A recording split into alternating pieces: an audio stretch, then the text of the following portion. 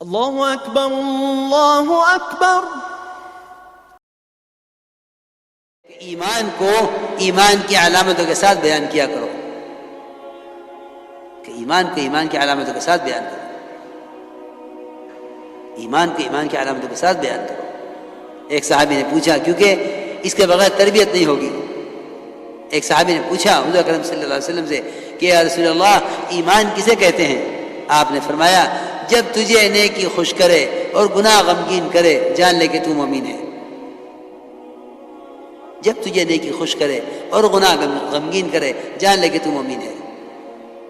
اذا سرت کا حسنتک وساءت کا سیئتک فانت مؤمن، کہ جب تجھے نیکی خوش کرے اور گناہ غمگین کرے جان لے کہ تو مومن ہے۔ میرے دوستو عزیزو، ہم میں سے اگر ہر ایک ذرا سا غور کر لے اپنی حالت پر کہ اس کو نیکیوں سے کتنی خوشی ہوتی ہے اور گناہ سے کتنا غم ہوتا ہے، تو یہ خود ہی فیصلہ کر لے گا اپنے ایمان کے بارے میں۔ اس لیے وہاں ایمان سے ایمان کی خصلتوں کا سوال تھا کہ ایمانی خصلتیں کیا ہیں۔ ایک جماعت آئی آپ کے پاس، ایک جماعت آئی آپ کے پاس، 7 آدمیوں کی جماعت تھی۔ حضرت حیات الصحابہ میں حدیث علقمہ کے نام سے اس روایت کو نقل کیا ہے۔ جماعت آپ کے پاس آئی، آپ نے پوچھا ما انتم، تم کیا ہو؟ یہ نہیں فرمایا کون ہو، ہم میں سے کوئی ہوتا تو آگے بڑھ کے تعارف کراتا کہ ہاں میں تاجر ہوں، ہاں میں وزیر ہوں، ہاں میں صدر ہوں، اور اتنا ہی نہیں بلکہ فخر کرتا ہے اس پر۔ آج کوئی کہنے والا نہیں ہے کہ میں ایمان والا ہوں، کیونکہ انسان کی فطرت ہے، اس کا مزاج ہے کہ جس لائن کی محنت کرے گا اسی لائن کا کہلایا جائے گا۔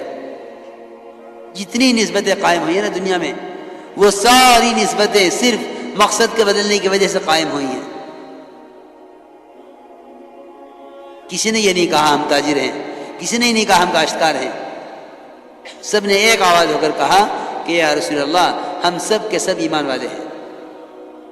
آپ نے فرمایا تمہارے ایمان کی کیا علامت ہے، کیا دلیل ہے کہ تم مومن ہو؟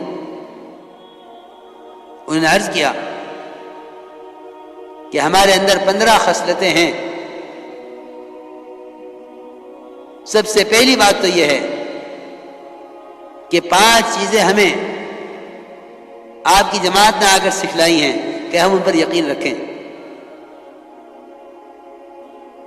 ان پر ہمارا ایمان ہے۔ پہلی بات یہ ہے کہ ہم ایمان لائے اللہ پر، اس کے فرشتوں پر، اس کی کتابوں پر، اس کے رسولوں پر اور آخرت کے دن پر، اس پر ہمارا ایمان ہے۔ آپ نے فرمایا وہ 5 باتیں کیا ہیں جن پر تمہارا عمل ہے؟ عرض کیا کہ آپ کی جماعتوں نے آ کر ہمیں 5 باتیں وہ سکھلائی ہیں جن پر ہمارا عمل ہے، کہ ہم سب سے پہلے گواہی دیتے ہیں اس بات کی کہ اللہ کے سوا کوئی عبادت کے لائق نہیں، اور محمد صلی اللہ علیہ وسلم اللہ کا بندہ، اس کے رسول ہے، اور نماز قائم کرتے ہیں، زکوٰۃ ادا کرتے ہیں، رمضان کے روزے رکھتے ہیں، بیت اللہ کا حج کرتے ہیں۔ یہ 5 وہ ہیں جن پر ہمارا عمل ہے۔